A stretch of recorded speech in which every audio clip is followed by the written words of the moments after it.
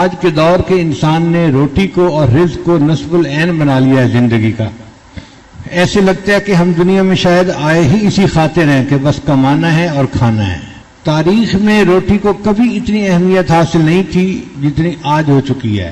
جتنا لوگ افلاس سے ڈرتے ہیں، غربت سے ڈرتے ہیں، اتنا خدا سے ڈرنا شروع کر دے تو ان کو ولایت کا مقام نصیب ہو جائے. ہر وقت ڈر لگا رہتا ہے غربت نہ آ جائے، پیسہ نہ کم ہو جائے. شریعت نے کسب حلال کو عبادت کہا ہے. نبی اسلام نے ارشاد فرمایا القاسب و حبیب اللہ، ہاتھ سے محنت مزدوری کر کے کمانے والا اللہ کا حبیب ہوتا ہے، اللہ کا دوست ہوتا ہے. دین اسلام اتنا خوبصورت ہے کہ اس نے ہمیں اعتدال کا سبق دیا ہے. نہ تو دین میں لگ کر دنیا کو خیر بات کہہ دیں اور نہ دنیا میں لگ کر دین سے غفلت برتیں. شریعت کہتی ہے کہ تم دین پہ بھی رہو مگر اپنی دنیا کی ضروریات کو بھی پورا کرو. ایسا دور آ گیا ہے کہ آج جھوٹ سے حرام روزی کمانے والے باعزت ہیں اور سچ بول کر غربت کی زندگی گزارنے والے آج ذلت کی زندگی گزار رہے ہیں. یہ ہمارے پیٹ کا مسئلہ موت تک کا نہیں ہے، موت کے بعد تک کا بھی ہے.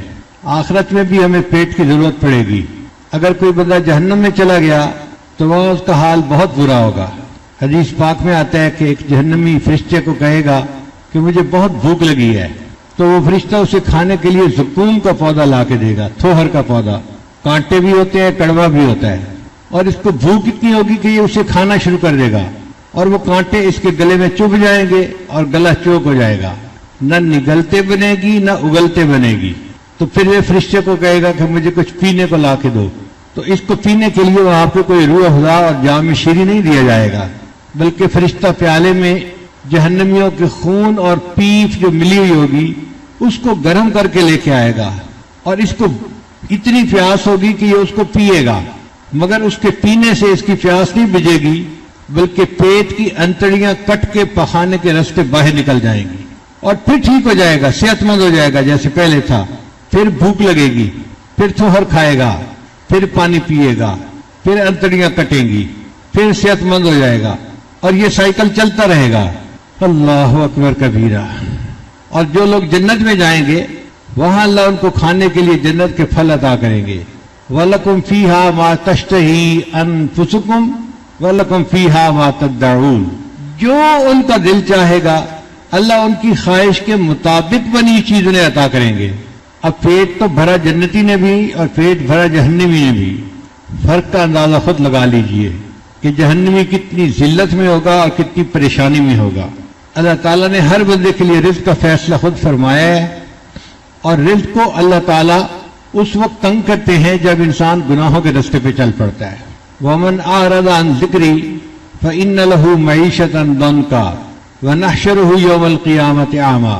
اور جو میرے یاد سے اعراض کرے گا، قرآن سے اعراض کرے گا، ہم اس کی معیشت کو تنگ کر دیں گے اور اسے قیامت کے دن اندھا کھڑا کر دیں گے. اب بتائیے کتنی بڑی سزا ہے. اسی لیے کئی لوگ جو دیکھنے میں بڑے امیر ہوتے ہیں ان کا رزق بڑا تنگ ہوتا ہے. وہ جی 5 کنٹینر وہاں پھنس گئے، 2 کنٹینر یہاں پھنس گئے، کسٹم والوں نے یہ روک دیا، ٹیکس والوں نے یہ کر دیا، اور میں تو بہت پریشان ہوں. کاغذوں میں دیکھو تو کروڑوں پتی بندہ ہے، درجنوں ملوں کا مالک ہے، مگر خرچ کرنے کے لیے پیسہ نہیں. قرضے والے مطالبہ کرتے ہیں اور پریشان ہو کے دفتر سے گھر واپس آ جاتا ہے.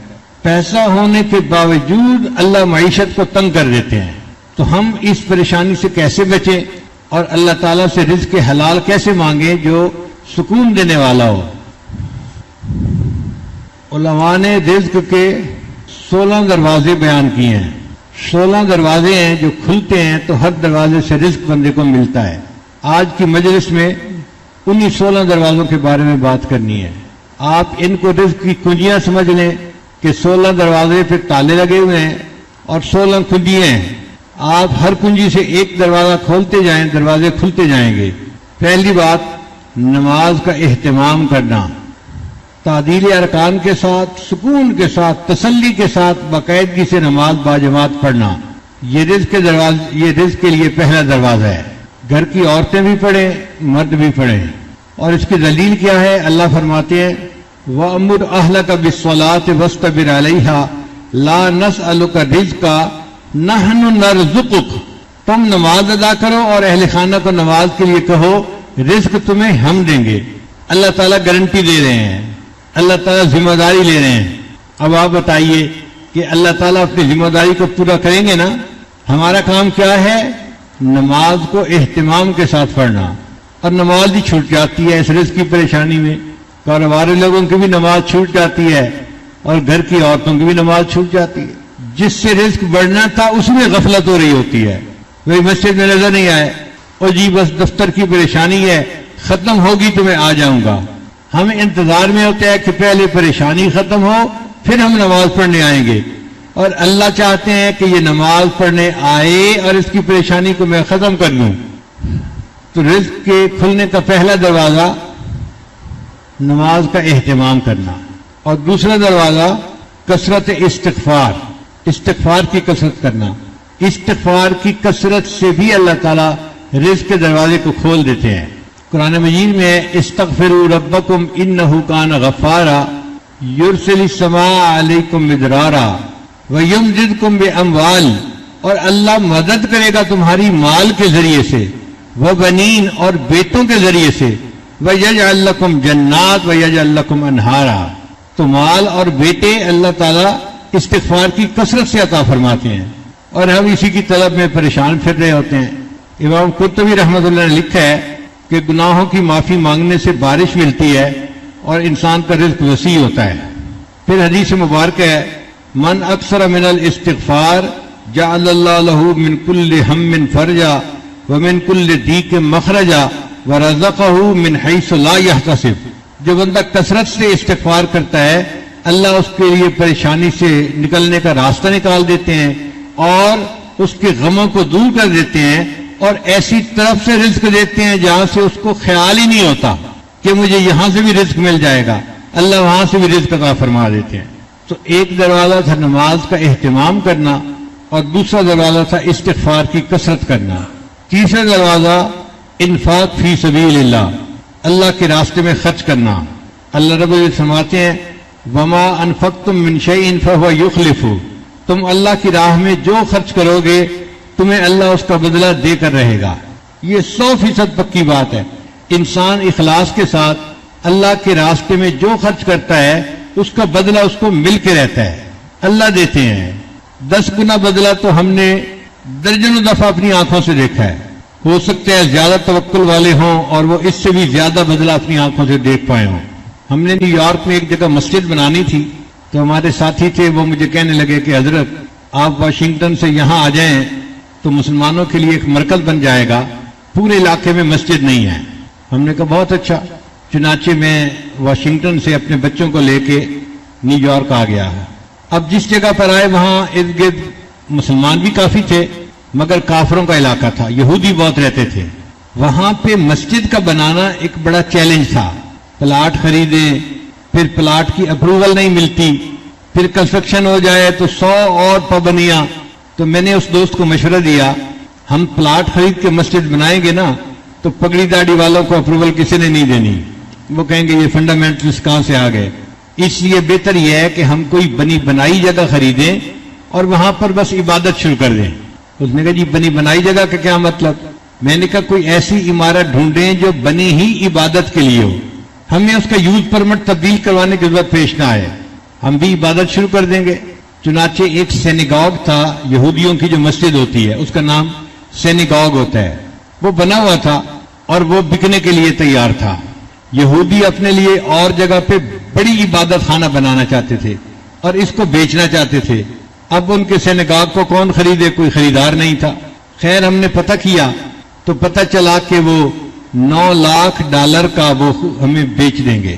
تو میں نے ساتھی کو کہا کہ بھائی ہمیں یہ چیز ایسی نظر آتی ہے کہ ہم کوشش کریں تو اس کو خرید پائیں گے، بہت زیادہ قیمت بھی نہیں ہے، ڈویبل ہے، اس کے لیے کوشش کرو. اس نے کہا حضرت اس $9 لاکھ کا کیا کریں گے؟ میں نے کہا اللہ سے مانگیں. کہنے لگا ظاہر میں بھی تو کچھ کرنا پڑے گا. میں نے کہا دیکھو بھائی ظاہر میں جو یہ فنڈ ریزنگ ہے نا یہ ہم نے تو کبھی کی نہیں، چندے کی اپیل ہم نے کبھی کی نہیں. الحمدللہ ہم نے اپنے بزرگوں سے یہی سیکھا ہے کہ اللہ سے مانگو اللہ دے گا. تو بس ہم اب بھی اللہ ہی سے مانگیں گے، بندوں سے نہیں مانگیں گے. اس نے کہا حضرت اس کا کوئی طریقہ؟ میں نے کہا اس کا طریقہ یہ ہے کہ سب سے پہلے تو آپ کاروباری بندے ہیں، جتنے پیسے آپ دیں گے آپ لگائیں اور میں آپ کو گارنٹی دیتا ہوں کہ آپ کو 10 گنا اللہ واپس لوٹائیں گے. وہ تو حیران ہی ہو گیا, کہتے اچھا 10 گنا مجھے دنیا میں مل جائے گا؟ میں نے کہا ہاں, آخرت میں تو بہت کچھ ملے گا, دنیا میں بھی 10 گنا آپ کو واپس مل جائیں گے. کہنے لگا پھر تو میں ہمت کرتا ہوں.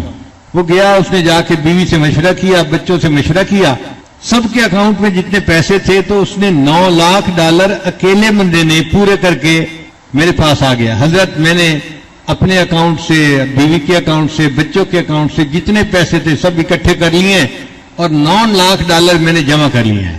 میں نے کہا ٹھیک ہے, پھر کل چلیں گے, پیمنٹ کر کے اس کو خرید دیں گے. اگلے دن ہم گئے اور ہم نے جا کے اس کی ڈیل مکمل کر لی اور ہمیں چابی مل گئی اور ہم نے آ کے اس کی صفائی کی جگہ کی اور اذان دے کے نمازیں شروع کر دی.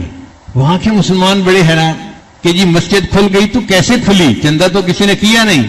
اب اس کے بعد جو آتا کہ جی چندہ تو کیا نہیں, مسجد کیسے کھلی, وہ کہتا تھا حضرت صاحب سے پوچھو. تو سارے لوگ میرے پاس, حضرت جی یہ مسجد کیسے کھل گئی؟ میں کہتا بتاؤ بھائی یہ گھر کس کا ہے؟ کہتے اللہ کا ہے.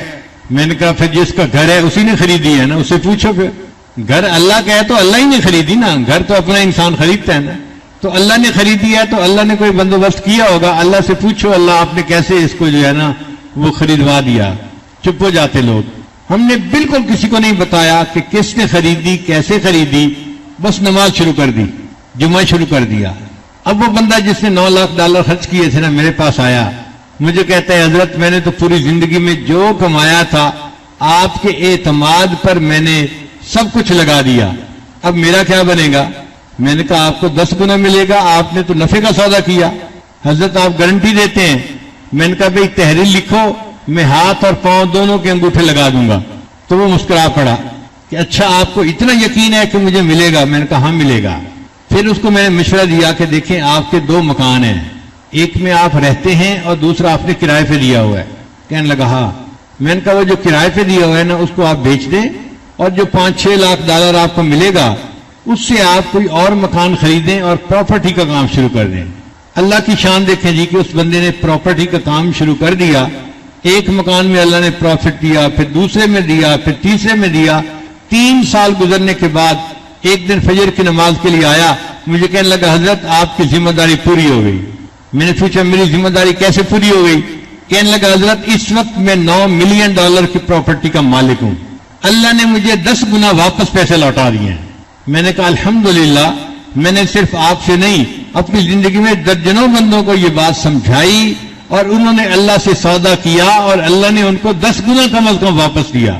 اس سے زیادہ بھی مل سکتا ہے لیکن چونکہ ہمارا یقین کمزور ہے ہم صرف 10 گنا تک ہی رہتے ہیں. اگر کوئی زیادہ یقین والا ہو تو وہ تو 70 گنا بھی لے سکتا ہے, 700 گنا بھی لے سکتا ہے واپس. بلکہ واللہ یضاعف لمن یشاء بغیر حساب, اللہ بغیر حساب اس کو واپس عطا فرما سکتا ہے.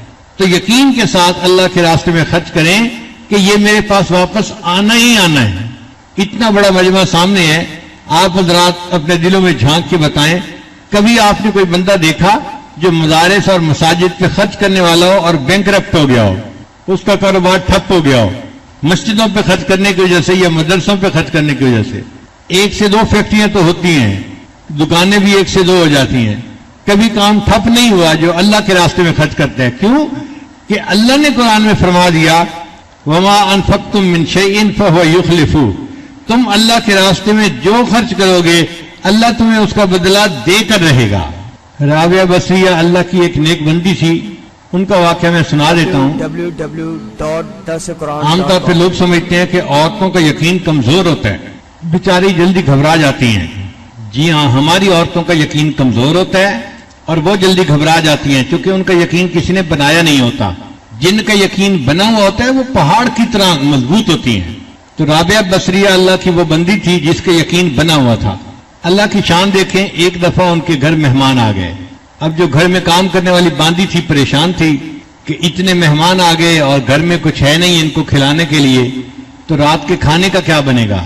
دروازہ کھٹکھٹایا گیا, ایک بندہ آیا. رابعہ نے اس باندی کو کہا کہ جا کے پوچھو کون ہے. اس نے کہا جی کوئی بندہ ہے, کھانا لایا ہے. اچھا بھائی کھانا لایا ہے تو روٹیاں گنو کتنی ہیں. وہ جی روٹیاں تو 9 ہیں. انہوں نے کہا نہیں یہ ہمارا کھانا نہیں, یہ اس بندے کو واپس کر دو. اب باندی حیران کہ چلو 9 تو ہے نا روٹیاں, کھانا تو کھلایا جا سکتا ہے, وقت بھی ہو گیا, ہم واپس کر دیں گے تو کیا بنے گا. خیر اس نے جا کے کھانا واپس لوٹا دیا. تھوڑی دیر بعد ایک دوسرا بندہ کھانا لے کے آ گیا. رابعہ نے کہا کہ روٹیاں گنو کتنی ہیں؟ اس نے کہا جی 9 ہیں. اس نے کہا نہیں ہمارا کھانا نہیں ہے, واپس کر دو. اب وہ کھانا بھی واپس کر دیا گیا. اب دیر بھی ہو گئی, مہمان بھی تھے اور عشاء کے بعد کافی لیٹ ہو گیا تھا ٹائم. تو وہ خادمہ بھی تنگی محسوس کر رہی تھی کہ اب تو ہمیں مہمانوں کے سامنے کھانا رکھ دینا چاہیے, لیکن انہیں سمجھ نہیں آ رہا تھا کہ رابعہ نے 2 مرتبہ اللہ نے کھانا بھیجا, واپس کیوں کر دیا. لو جی تیسری مرتبہ پھر کھانا آیا. رابعہ نے باندی کو کہا کہ روٹیاں گنو. اس نے کہا جی 9 ہیں. اس نے کہا بھائی میں نے کہا یہ ہمارا کھانا نہیں ہے, واپس بھیجو. تو باندی کہنے لگی کہ رابعہ وجہ کیا ہے کہ آپ 9 کا عدد سن کے ریجیکٹ کر دیتی ہیں کہ میرا کھانا نہیں کسی اور کا ہے. رابعہ نے کہا سنو, صبح میرے گھر 1 روٹی تھی میرے گھر میں, ایک فقیر مجھ سے مانگنے کے لیے آیا تھا اور میں نے اپنی روٹی اٹھا کے فقیر کو دے دی تھی. میں نے 1 روٹی دی تھی, اب اس کے بدلے اللہ نے مجھے 10 روٹیاں بھیجنی ہیں, 9 نہیں ہے. 9 کیوں ہیں؟ جب اس نے کہا کہ یہ 9 کیوں ہے تو باندی نے معافی مانگی. آئی تو ہمیشہ 10 ہی تھی, ہر دفعہ 1 روٹی میں نے اپنے لیے الگ کر لی تھی. رابعہ نے کہا اچھا اگر 10 آئی ہیں تو پھر یہ میرا رزق ہے جو اللہ نے بھیجا ہے, مہمانوں کو کھلا دو. عورت ذات ہے اور اس کا اتنا یقین ہے کہ میں نے 1 روٹی اللہ کے راستے میں دی تھی, اب اس کے بدلے مجھے 10 ملنی ہے. تو 10 گنا اللہ دیتے ہیں جو اللہ کے راستے میں خرچ کرتا ہے. اور اللہ تعالیٰ ایسے بندے کے رزق میں کمی نہیں آنے دیتے جو اللہ کے راستے میں خرچ کر رہا ہوتا ہے. ہمارے قریب ایک گاؤں ہے, اس میں ایک عورت گزری, اس کو حاتم تائی کی بہن کہا کرتے تھے. وہ بڑی سخی عورت تھی, وہ اللہ کے راستے میں خوب خرچ کرتی تھی. اس کا خاوند بڑا ذمہ دار بھی تھا اور گاؤں کا نمبردار بھی تھا, اور وہ گاؤں بالکل سڑک کے کنارے تھا. اکثر لوگ وہاں بس سے اترتے اور پھر اندر جو ان کے گھر تھے ان گاؤں میں چلے جاتے تھے. اس نے دیکھا کہ سڑک پر لوگ بس کا انتظار کر رہے ہوتے ہیں, دھوپ میں کھڑے ہوتے ہیں, بارش میں کھڑے ہوتے ہیں, تو کیوں نہ ہو کہ میں یہاں پر کوئی سائے کی جگہ بنا دیتی ہوں تاکہ ان لوگوں کے لیے انتظار کرنا آسان. تو اس نے ایک کمرہ بنوا دیا, چھت ڈال دی اور مہمانوں کو وہاں بیٹھنے کی, لیٹنے کی سہولت مل گئی. اب مہمان جو آتے تو وہ وہاں ٹھہرتے, 1-2 گھنٹہ جو انتظار تھا, پھر چلے جاتے. پھر اس کے ذہن میں خیال آیا ان لوگوں کو پانی پینے کا بندوبست بھی کرنا چاہیے, کچھ کھانا کھلانے کا بندوبست بھی کرنا چاہیے. تو اس نے ان کے لیے کھانے پینے کا بندوبست بھی شروع کروا دیا. اب آپ کو پتہ ہی ہے کہ ہم جیسے جو مفت خورے ہوتے ہیں نا, ان کو مفت میں روٹی مل جائے کہیں تو وہ پلاننگ ہی ایسے کرتے ہیں کہ یہاں سے جائیں گے اور فلاں جگہ رات گزاریں گے, کھانا کھائیں گے اور صبح پھر آگے جائیں گے. رش بڑھنا شروع ہو گیا. اب کھانا کھانے والے 200-300 تک پہنچ گئے. بات شروع ہوئی تھی 5-10 سے, اور اب انتظار گاہ میں 200-300 بندے ہوتے, مگر کھانا پکایا جاتا اور ان کو دیا جاتا. اب کچھ لوگ جو ہوتے ہیں نا وہ بڑے خیر خواہ ہوتے ہیں, اللہ ہی ان سے نمٹے, ان بیچاروں کو ہضم نہیں ہوتا یہ سب کچھ.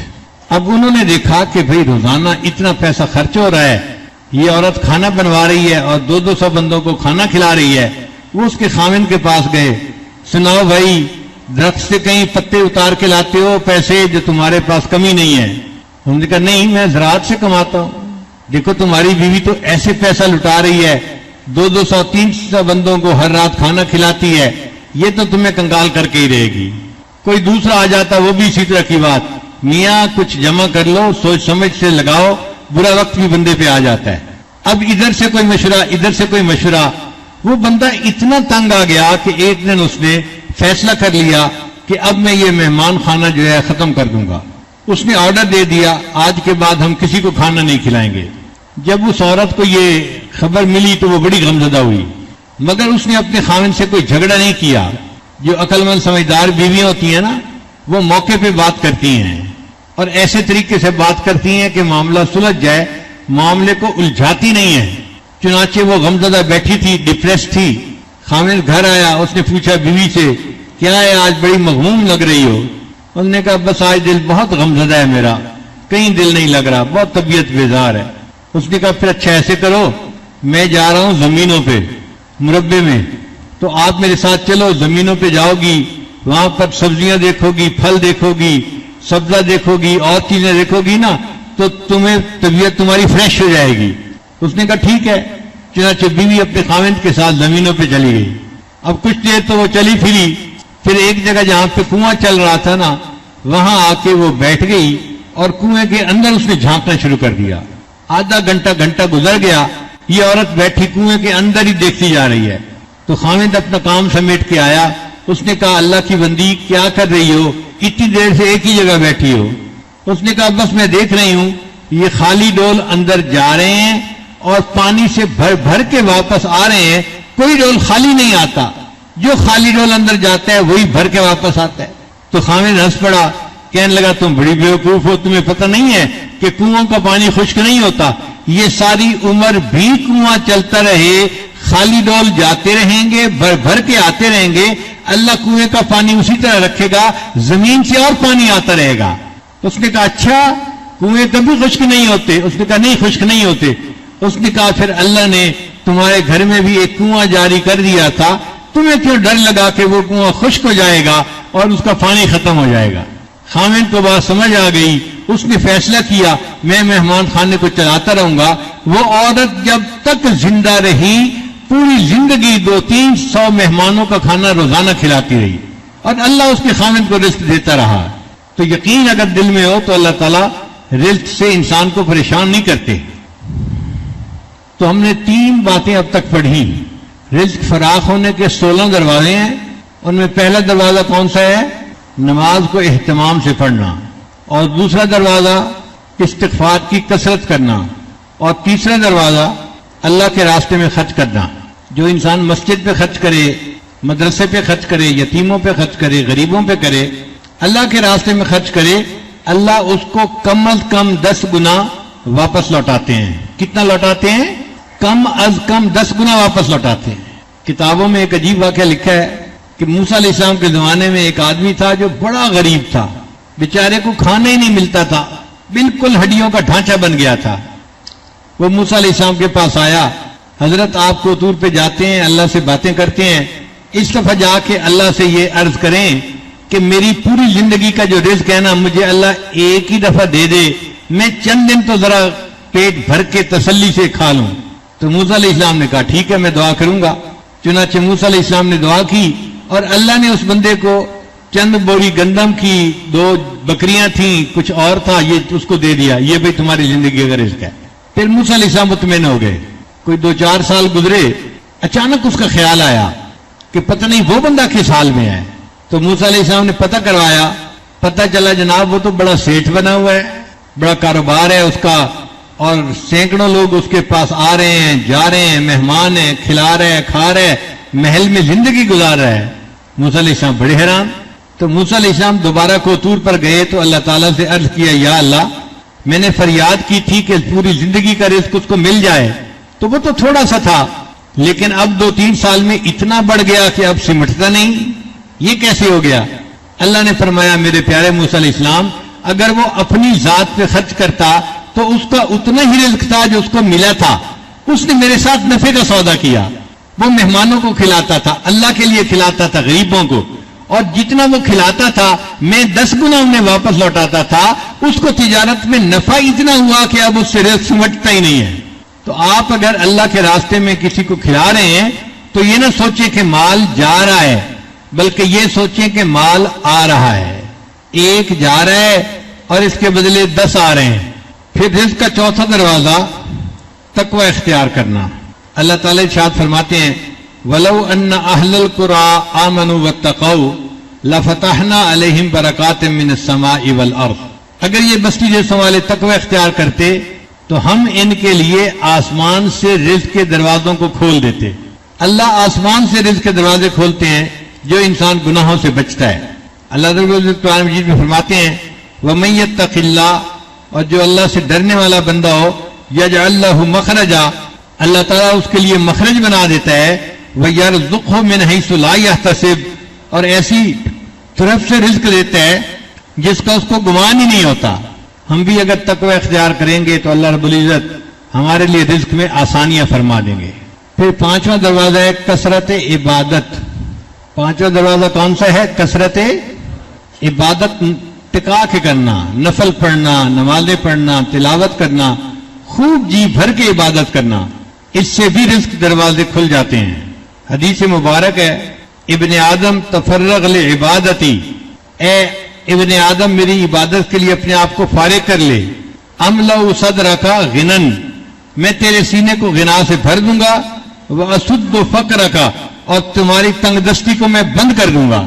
یعنی عبادت کرنے سے اللہ تنگ دستی کو بند کر دیتے ہیں اور سینے کو غنا سے بھر دیتے ہیں. اور آگے حدیث پاک میں ہے، اگر تو ایسا نہیں کرے گا تو میں تیرے ہاتھ کاموں میں الجھا دوں گا اور لوگوں کی طرف تیری محتاجی کو بھی ختم نہیں کروں گا.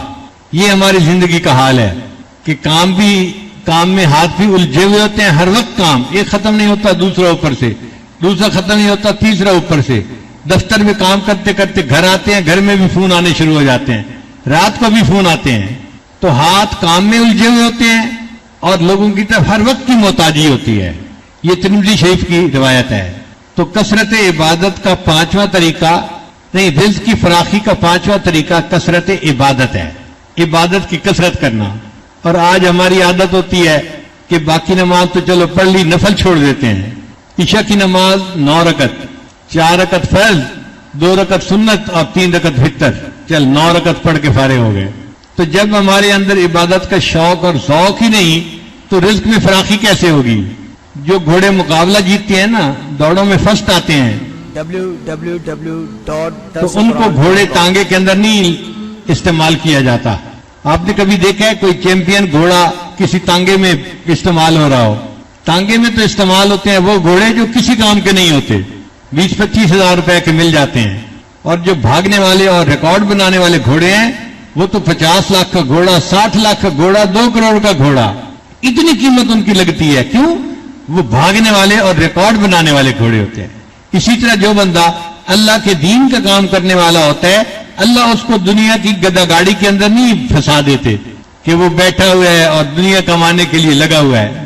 اللہ اس کا رزق ایسا آسان کر دیتے ہیں کہ اس کو اللہ تعالیٰ اس کے دین کے کام کی وجہ سے کھلا رزق عطا فرما دیتے ہیں. اب یہ دنیا دار لوگ پریشان ہوتے ہیں کہ ظاہر کرتے بھی کچھ نہیں اور ہے بھی ان کے پاس سب کچھ. جی ہاں، وہ اللہ دیتا ہے، اللہ کا وعدہ ہے تو اللہ وعدے کو پورا کرتا ہے. پھر چھٹا دروازہ جس سے کہ انسان کا رزق بڑھتا ہے، حج عمرے کی کثرت کرنا، ہر سال حج کرنا اور عمرہ بار بار کرنا.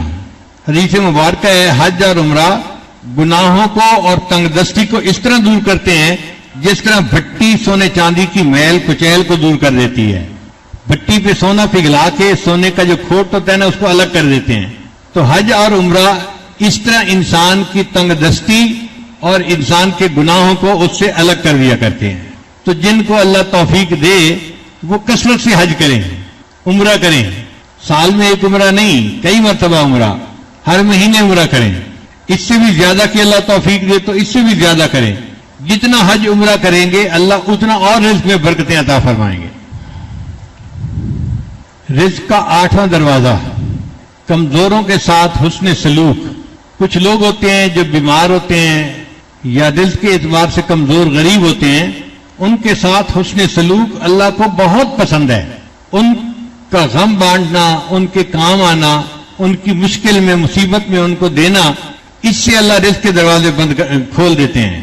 چنانچہ حدیث پاک میں ہے کہ تمہیں اپنے کمزور اور ضعیف لوگوں کی وجہ سے اللہ تعالیٰ رزق عطا فرماتے ہیں. یعنی صحت مند لوگوں کو جو رزق مل رہا ہوتا ہے نا، یہ ان کا نہیں ہوتا حصہ، یہ ان کمزوروں کی وجہ سے ان کو بھی تنخواہ مل رہی ہوتی ہے. اور اللہ اتنا کریم ہے کہ جس کو نوکر رکھتا ہے اس کو 97.5% تنخواہ دیتا ہے. 100 روپیہ ہو تو 97.5% پہ تم تنخواہ رکھ لو اور 2.5% غریبوں تک پہنچا دو.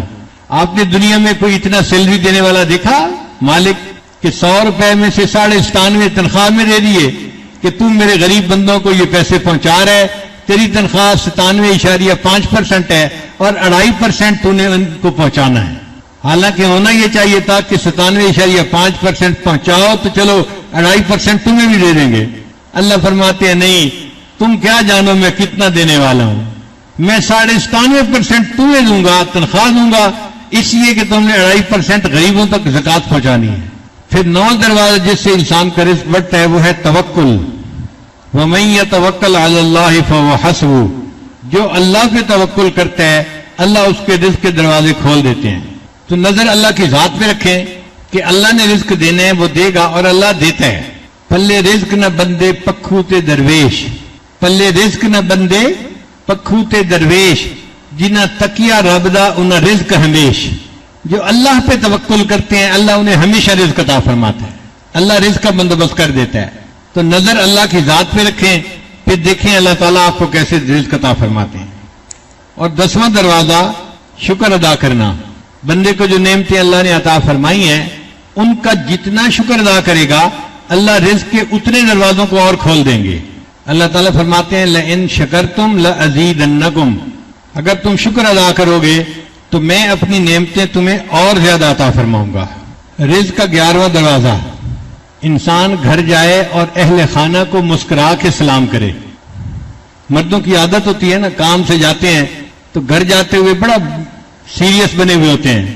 حدیث پاک میں آتا ہے، سیدہ صدیقہ عنہا فرماتی ہیں کہ نبی علیہ السلام نے فرمایا کہ 3 باتیں ہیں کلہم ضامن علی اللہ، ان 3 کاموں کے کرنے پر اللہ ضمانت دیتا ہے کہ میں رزق بڑھا دوں گا.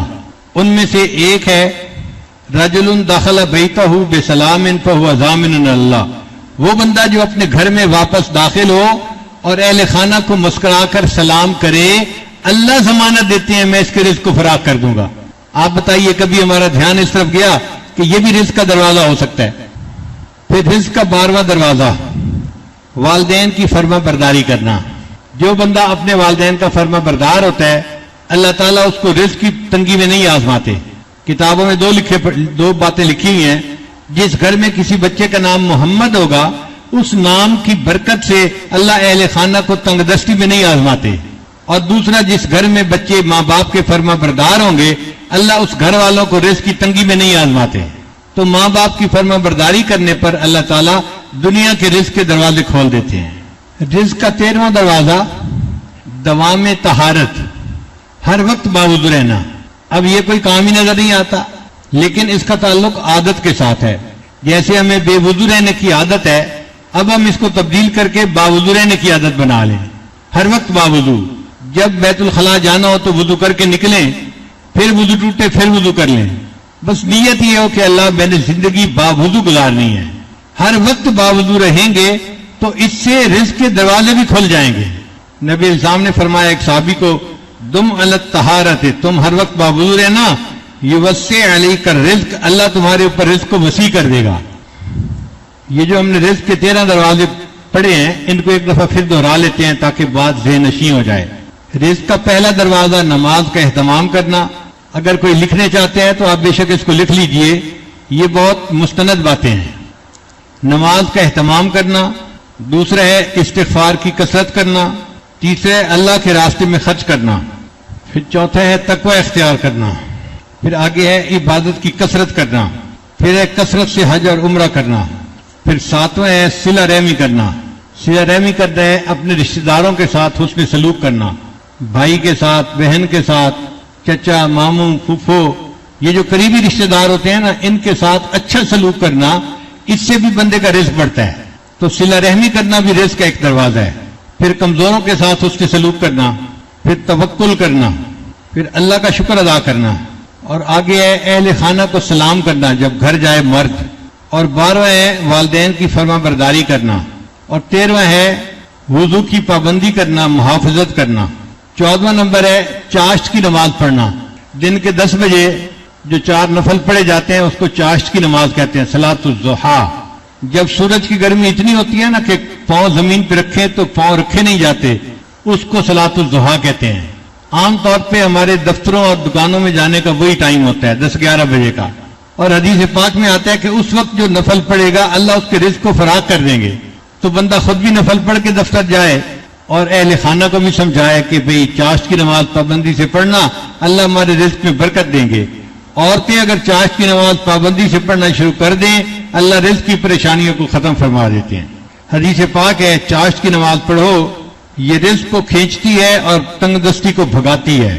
اور 15واں ہے سورہ واقعہ کا روزانہ پڑھنا. قرآن مجید میں ایک سورت ہے اس کا نام ہے واقعہ، چھوٹی سی سورت ہے، زیادہ بڑی نہیں ہے. جو بندہ روزانہ اس کو باقاعدگی سے پڑھے اللہ اس کو رزق کی پریشانی سے نکال دیتے ہیں. عبداللہ ابن عباس عنہ بڑے عالم تھے، عثمان غنی لانو کے پاس آئے ملنے کے لیے، تو عثمان غنی لانو کو اللہ نے بہت مال و دولت دی تھی، غنی بنا دیا تھا. انہوں نے فرمایا عبداللہ میرا دل چاہتا ہے کہ تمہاری بیٹیاں ہی بیٹیاں ہیں، بیٹا نہیں ہے، تو میں تمہیں بہت ساری رقم دے دوں تاکہ تم اپنی بیٹیوں کے لیے خرچے کا بندوبست کر دو. تو عبداللہ ابن عباس نے جواب دیا عثمان غنی لانو کو، امیر المومنین مجھے آپ کے تعاون کی ضرورت نہیں ہے. تو عثمان غنی لانو بڑے حیران ہوئے، تعاون کی ضرورت نہیں ہے تو پھر کیسے گزارا ہوگا؟ انہوں نے آگے سے کہا کہ مجھے نبی علیہ الصلوۃ والسلام نے یہ بات بتائی تھی کہ اگر تم سورہ واقعہ کو روزانہ پڑھ لو گے اللہ تمہیں رزق کی تنگ دستی سے بچا لیں گے. میں نے اپنی ساری بیٹیوں کو سورہ واقعہ یاد کروا دی ہے اور انہیں تلقین کی ہے کہ وہ روزانہ اس کو پڑھیں، میری بیٹیوں پہ کبھی فاقہ نہیں آ سکتا. اتنا یقین تھا ان کو. اور 16واں نمبر ہے اللہ سے دعا کرنا. چنانچہ جو بندہ اللہ سے دعا کرتا ہے اللہ اس کے لیے رزق کے دروازے کھول دیتا ہے. اور آج کی رات دعا کی رات ہے، لہذا آپ اللہ سے جتنا مانگنا چاہتے ہیں آپ اللہ سے مانگیں، اللہ عطا فرمائیں گے. اللہ کے خزانے میں کوئی کمی نہیں ہے کہ جی بجٹ کم ہو گیا آپ دے نہیں سکتے. یہ تو دنیا کی حکومتوں کی باتیں ہوتی ہیں. اللہ تعالیٰ تو کائنات کے خزانوں کا مالک ہے، جو مانگیں گے اللہ عطا فرما دیں گے. ٹوٹے رشتے وہ جوڑ دیتا ہے، بات رب پہ جو چھوڑ دیتا ہے، اس کے فضل و کرم کا کیا کہنا، لاکھ مانگو کروڑ دیتا ہے. اللہ بہت دینے والی ذات ہے. حج کا واقعہ میں نے سنایا کہ عرفہ کا دن تھا تو ایک بڑے میاں دعا مانگ رہے تھے، اللہ مجھے دے 5,000 کروڑ روپیہ دے دے. کوئی اس طرح کی فکر تھی، بار بار کہہ رہا تھا اللہ مجھے 5,000 کروڑ روپیہ دے دے، 5,000 کروڑ روپیہ دے دے. لاہور کا ایک لڑکا تھا حج کرنے آیا ہوا تھا، اس نے یہ دعا سنی تو وہ کہتا ہے بابا جی اتنا، کہتا ہے پتر پریشان نہ ہو، تیرے کو نہیں منگیا اللہ کو منگیا، تو کیوں پریشان ہو رہے ہیں؟ تو جب اللہ سے مانگنے ہیں تو پھر 1000 اور 100 کیا مانگنے، پھر اتنا مانگے کہ اللہ سب پریشانیاں دور کر دیں اور انسان کی ضروریات پوری ہو جائیں، غیر کی محتاجی نہ رہے. تو یہ 16 دروازے ہیں جن سے انسان کو اللہ تعالیٰ رزق عطا فرما دے.